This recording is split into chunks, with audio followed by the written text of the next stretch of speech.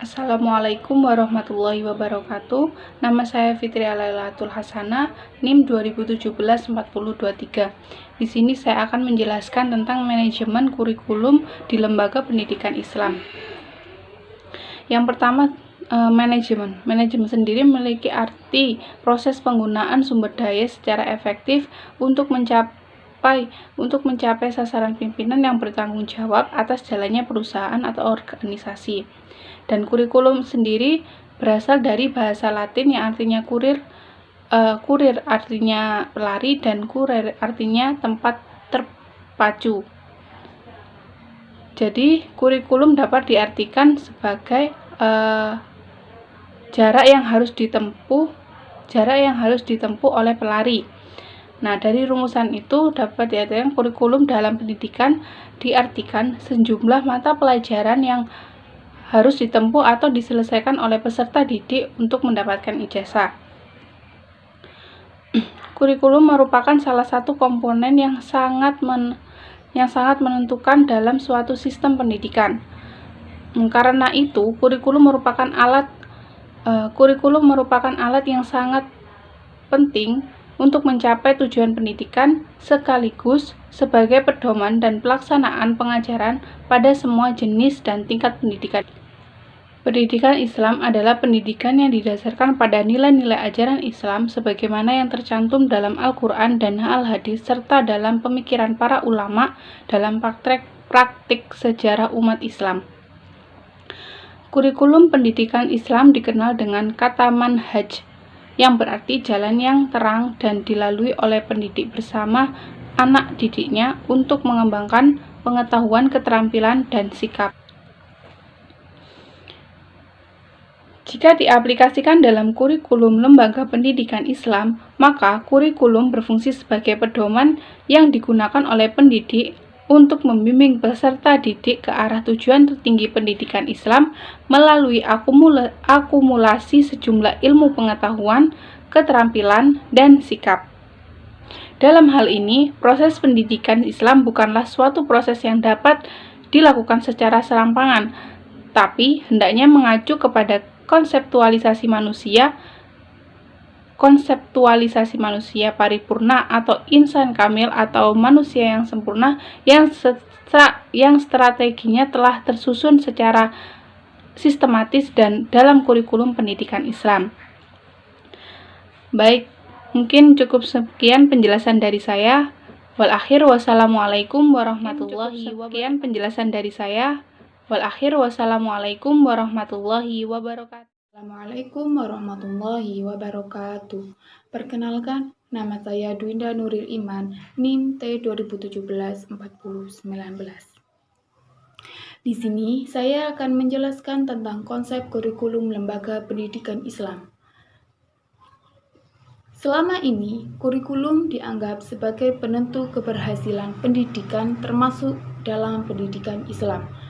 Oleh karena itu, seorang pendidik, baik itu guru, kepala sekolah, kepala madrasah, maupun dosen, itu semua beranggapan bahwa kurikulum itu adalah yang penentu utama masalah, segala pemecah masalah.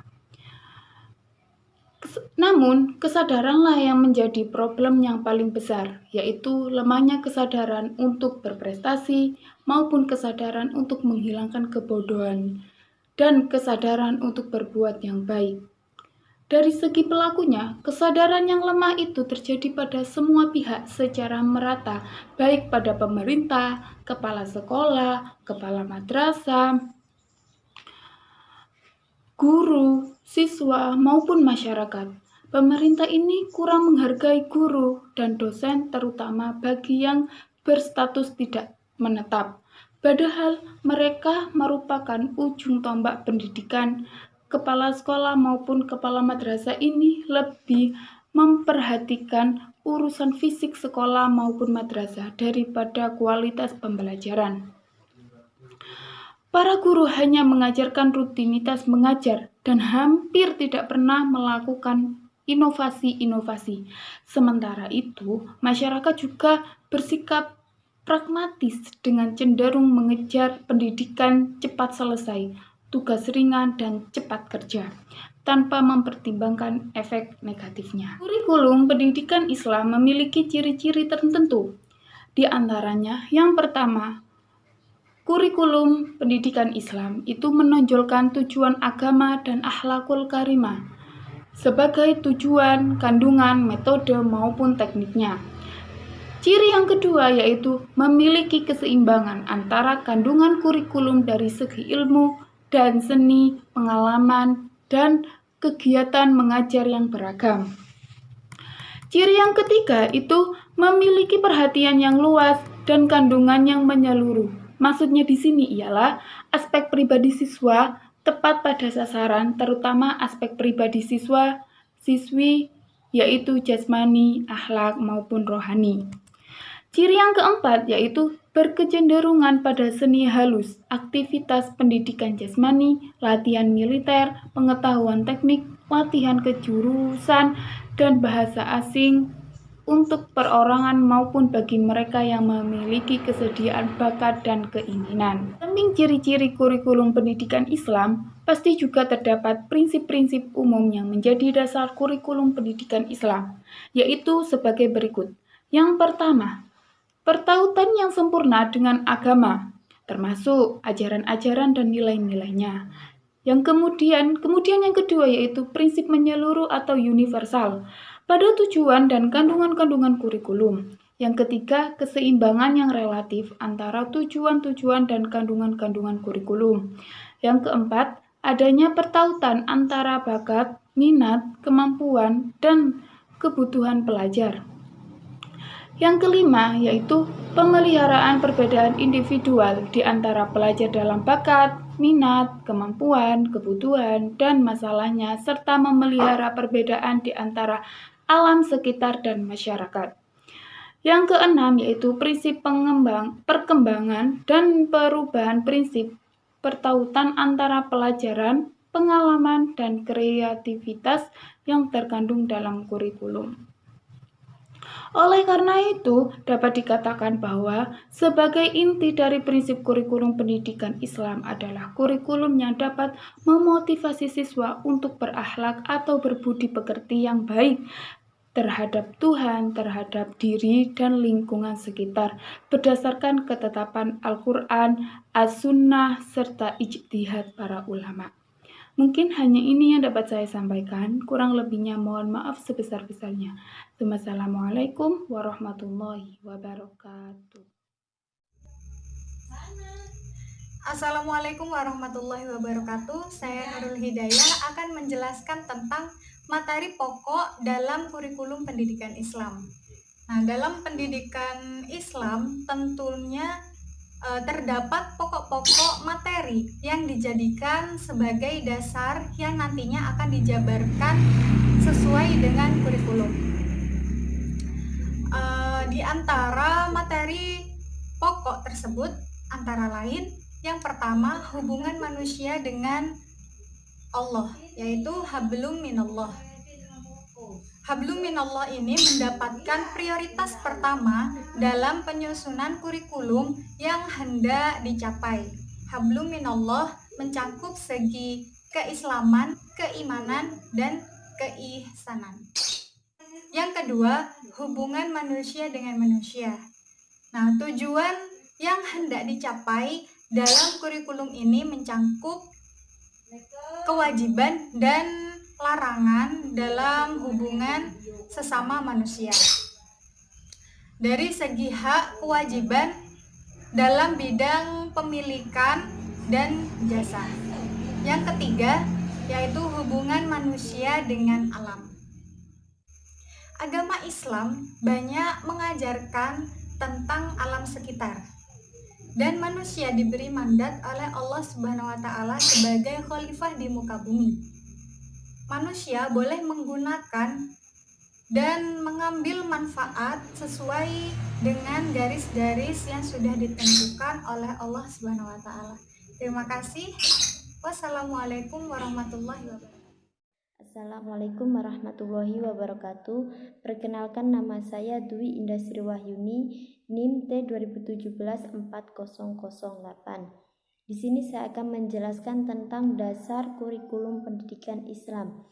Kurikulum merupakan salah satu komponen pendidikan yang sangat berperan dalam menghantarkan pada tujuan pendidikan yang diharapkan.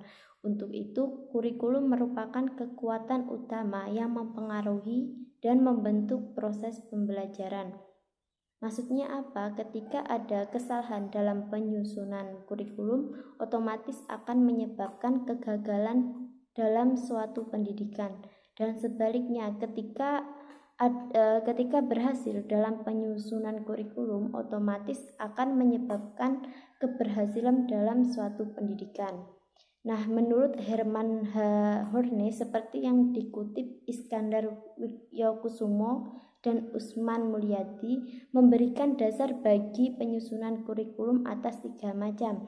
Yang pertama, dasar psikologis. Nah, dasar ini digunakan untuk memenuhi dan mengetahui kemampuan yang diperoleh dan kebutuhan peserta didik. Dan yang kedua, dasar sosiologis. Nah, dasar ini digunakan untuk memenuhi tuntutan masyarakat terhadap. Ketiga adalah dasar filosofis. Dasar filosofis ini digunakan untuk mengetahui nilai yang akan dicapai. Nah, dari dasar kurikulum yang ditawarkan di atas tadi masih belum lengkap ketika akan dijadikan sebagai dasar kurikulum pendidikan Islam. Karena apa?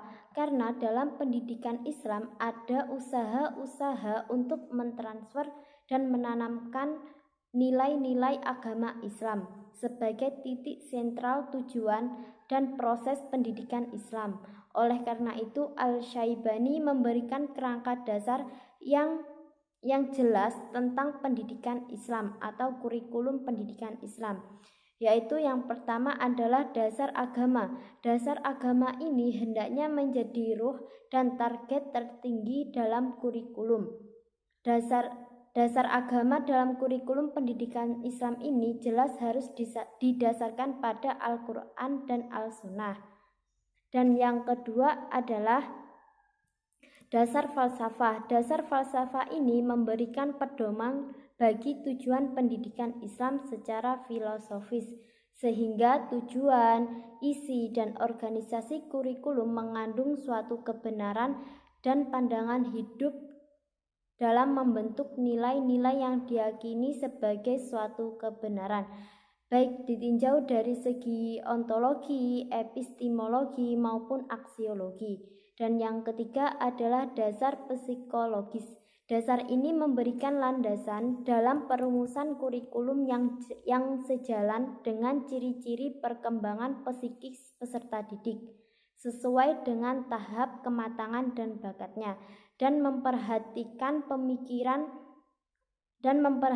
perbedaan pemikiran antar peserta didik yang satu dengan yang lainnya. Dan yang keempat adalah dasar sosial.